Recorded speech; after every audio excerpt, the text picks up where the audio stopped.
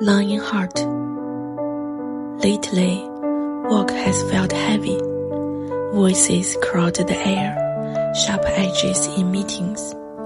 You shrink, not because you are small, but because the room leaves no space to breathe.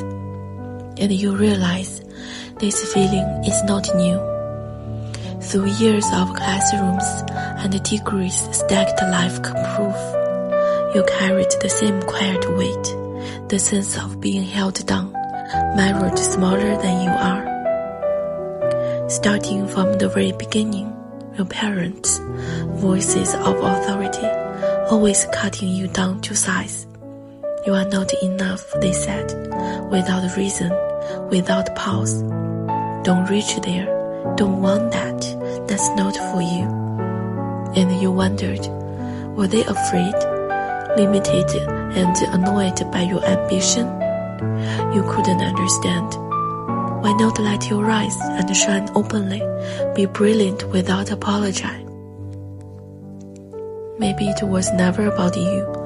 Maybe it was their own fear, their own unhealed thoughts, speaking through control. Still, you are lucky, because love found you. A husband who stands beside you, never diminishing, never doubting. He lifts you higher than you dare, makes you bold, almost too confident, and you love yourself this way. He reminds you better than the quiet self-erasure you lived for a long year. You love him, you know this truth deep in your bones. He is your pillar, steady and unbreakable for a lifetime. So you promise yourself now, never again let the ones who wound you shape your reflection.